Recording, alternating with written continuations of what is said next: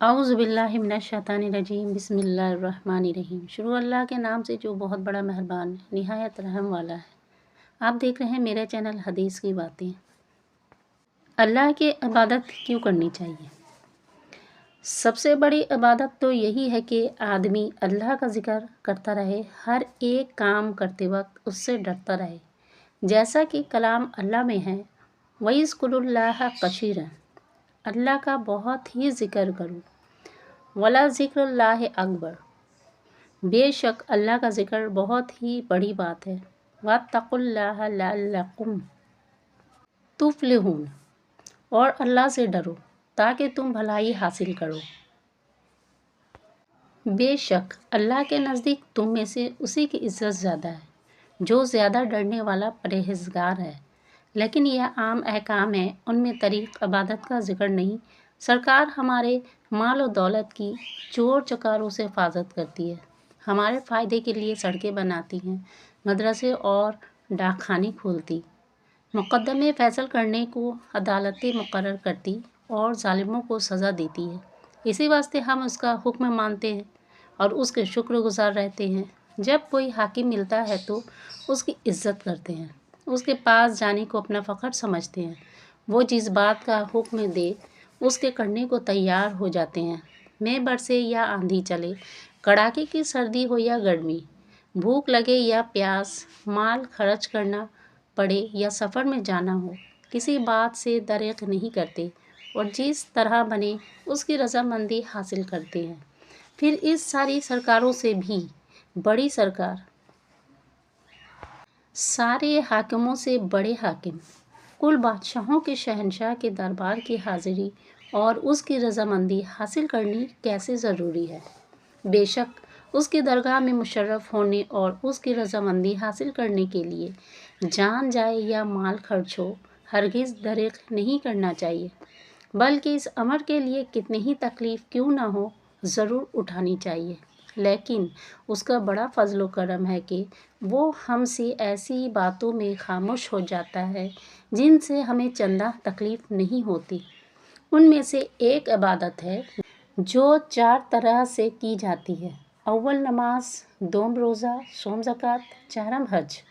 نماز۔ خدا تعالیٰ سب جگہ حاضر و ناظر ہے، اس لیے اس کے دربار میں بار پانے کے لیے کسی مکان کی تلاش کرنے کی ضرورت نہیں۔ گھر بیٹھے ہوں یا سفر کر رہے ہوں، بیمار ہو یا تندرست، بھوکے پیاسے ہوں یا پیٹ بھر کر کھایا پیا ہو، صاحب مال ہوں یا فقیر، ہر حالت میں اس کے دربار میں حاضر ہو سکتے ہیں، جس کا طریق یہ ہے کہ مقررہ قاعدہ کے مطابق ہر روز 5 وقت نماز پڑھ لیا کریں۔ روزہ۔ جس طرح ہم اپنی ضروری کاموں میں کبھی تمام دن کھاتے پیتے کچھ نہیں، اسی طرح سال بھر میں ایک دفعہ ماہ رمضان کے سب روزے رکھیں اور دن بھر بھوک پیاس کا دکھ اٹھا کر اللہ کو یاد کر کے اس کی خوشنودی حاصل کریں۔ زکوٰۃ۔ ہمارے پاس مال و دولت ہو تو اسے اپنے ہی آرام و آرائش میں خرچ نہ کیے جائیں، بلکہ خدا کے واسطے بھی حصہ نکالیں۔ یہ سن کر تم کہہ سکتے ہو کہ اللہ تعالیٰ کو ہمارے روپے کی کیا حاجت؟ تمہارا یہ خیال درست ہے، بے شک اسے روپے پیسے کی ضرورت نہیں، لیکن اس کے لیے روپیہ خرچ کرنے سے یہ مطلب ہے کہ اپنا روپیہ دین کے کاموں میں لگائیں، غریبوں اور محتاجوں کو دیں، جس سے وہ خوش اور رضامند ہوگا۔ حج۔ دنیا کے کاموں کے واسطے ہمیں سفر بھی کرنا پڑتا ہے اور خصوصاً دولت مندوں کو تجارت اور دوسرے کاموں کی وجہ سے سینکڑوں دفعہ ادھر ادھر جانا پڑتا ہے۔ ان کو یہ مناسب ہے کہ جہاں اتنے دن سفر دنیا کے کاموں کے لیے کرتے ہیں، ایک سفر خدا کے لیے بھی کریں اور اس شہر میں جا کر جہاں سب سے پہلے ہمارا دین شائع ہوا ہے، اپنے پاک خدا کی رحمت کا لطف اٹھائیں اور ساری دنیا کے مسلمانوں کے مجمع کو دیکھ کر دل خوش کریں۔ اسی کا نام حج ہے۔ رسول۔ رسول کسے کہتے ہیں؟ رسول یا رسول خدا کے معنی ہیں اللہ کا بھیجا ہوا۔ یوں تو دنیا کی ہر ایک چیز اللہ ہی کی بھیجی ہوئی ہے، مگر یہ لفظ ان چیزوں کے لیے نہیں بولا جاتا، بلکہ اس سے وہی نیک بندہ مراد ہوتا ہے جو دنیا کے آدمیوں سے خدا کی عبادت اور لوگوں سے اچھا برتاؤ کرنے میں بڑا ہوا ہو اور خدا تعالیٰ اس کو اپنے عبادت کے قاعدے اور لوگوں کے آپس کے برتاؤ کے ایسے طریقے بنائے جن پر چلنے سے اس کی رضامندی حاصل ہو۔ رسول کو خدا تعالیٰ جس طرح اپنی رضامندی کی باتیں بتاتا ہے تم اسے بھی اچھی طرح نہیں سمجھ سکو گے۔ رسول کی کیا ضرورت ہے؟ تمہارے دل میں کسی چیز لینے کی خواہش پیدا ہو تو جب تک تم خود نہ بتاؤ کسی کو کیا معلوم کہ تم کیا چاہتے ہو؟ اسی طرح جب تک خدا تعالیٰ خود نہ بتائے کسی کو معلوم نہیں ہو سکتا کہ وہ کس کام سے راضی ہے اور کس کام سے ناراض۔ وہ ہر جگہ موجود ہے اور اس سے شاید تمہیں یہ خیال ہو کہ وہ ہر ایک آدمی کو اپنی خوشی اور ناخوشی کی بات بتا دیتا ہوگا، لیکن یاد رکھو ایسا نہیں۔ جس طرح وہ سب کو نظر نہیں آتا اسی طرح ہر ایک اس کی آواز بھی نہیں سن سکتا، اور جس طرح ایک عالی جاہ بادشاہ سے ہر ایک بات نہیں کر سکتا اسی طرح اس بادشاہوں کے بادشاہ کے ساتھ بھی ہر ایک آدمی باتیں نہیں کر سکتا، اور اسی واسطے ایسے بڑے رتبے کے آدمیوں کی ضرورت ہے جو ساری دنیا میں اپنی خوبیوں اور نیکیوں کی بدولت ممتاز ہوں اور خدا تعالیٰ کا کلام سننے کے قابل ایسے ہی نیک بندے رسول کہلاتے ہیں، اور انہی کو اللہ تعالیٰ لوگوں کی بھلائی اور برائی کی باتیں بتاتا ہے اور ان کی معرفت نیکیوں کو اپنی مہربانی کی خوشخبری سناتا ہے اور بروں کو اپنی ناراضگی اور غضب سے ڈراتا ہے۔ رسول لوگوں کو اللہ کی بتائی ہوئی باتیں سناتے ہیں، انہیں بھلائی سے رغبت دلاتے اور برائی سے بچنے کی تاکید فرماتے ہیں۔ جو ان کا کہنا مانتے ہیں اللہ ان سے راضی ہوتا ہے، اور جو نہیں مانتے اس کے غضب میں گرفتار ہوتے ہیں۔ الہی ہمیں اپنی رضامندی کے طریقوں پر چلا اور ساری برائیوں اور اپنی ناراضگی کے کاموں سے بچا۔ حضرت محمد مصطفیٰ صلی اللہ علیہ وسلم اللہ کے رسول ہیں۔ آپ خدا تعالیٰ کی عبادت میں لگے رہتے تھے اور آپ رسول صلی اللہ علیہ وسلم کے سارے کام اچھے تھے۔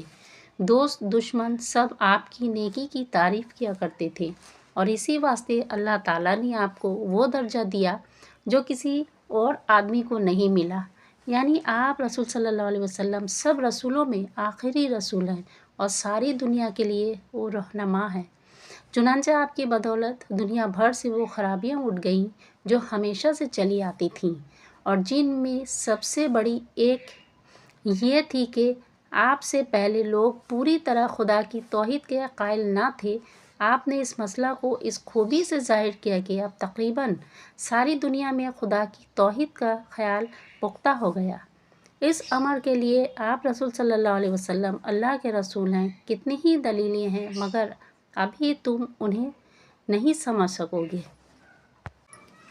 کوئی شخص اگر تمہیں اپنے پاس سے کچھ دے دے تو اسے اچھا سمجھتے ہو، کہیں ملے تو اس کی عزت کرتے ہو۔ اگر کوئی آدمی اس سے بھی زیادہ اچھی شے دے تو پہلے کی نسبت تم اس کی عزت زیادہ کرو گے اور بہت محبت سے اسے دیکھو گے، اور جہاں ملے گا اس کی تعظیم بجا لاؤ گے۔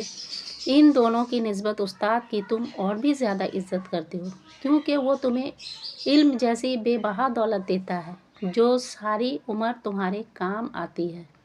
ایسے ہی ماں باپ ہیں جن کی خوشی سے تم خوش ہوتے ہو اور تکلیف سے رنج اٹھاتے ہو، ان کا حکم مانتے ہو اور جان و دل سے ان کی عزت کرتے ہو، جس کی ایک بڑی وجہ یہ ہے کہ وہ تمہیں اپنے مقدور بھرا اچھا کھلاتے ہیں، عمدہ لباس پہناتے ہیں، تمہاری تعلیم و تربیت میں سینکڑوں روپے اٹھاتے ہیں اور ہر وقت تمہاری بھلائی کے خیال میں ڈوبے رہتے ہیں۔ لیکن سینکڑوں چیزیں ایسی بھی ہیں جو نہ تو کوئی اپنا دیتا ہے نہ بیگانہ، نہ استاد نہ ماں باپ، بلکہ وہ کسی اور ہی کی دی ہوئی ہر وقت تمہارے کام آ رہی ہیں۔ وہ دیتا ہے اللہ۔ اس لیے ہمیں چاہیے کہ ہر وقت، ہر لمحہ، ہر پل اللہ کا شکر ادا کرتے رہیں۔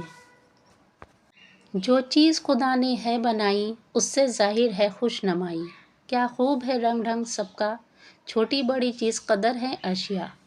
روشن چیزیں بنائیں اس نے، اچھی شکلیں دکھائیں اس نے، ہر چیز کی ہے ادا نرالی، حکمت سے نہیں ہے کوئی خالی۔ ہر چیز ٹھیک ٹھیک لا ریب ہے اس کے تمام کام عیب۔ ننھی کلیاں چٹک رہی ہیں، چھوٹی چڑیا بھی پھدک رہی ہیں، اس کی قدرت سے پھول مہکے، پھولوں پہ پرندے آ کے چہکے۔ دو ہونٹ دیے کہ منہ سے بولے، شکر اس کا کرے زبان کھولے۔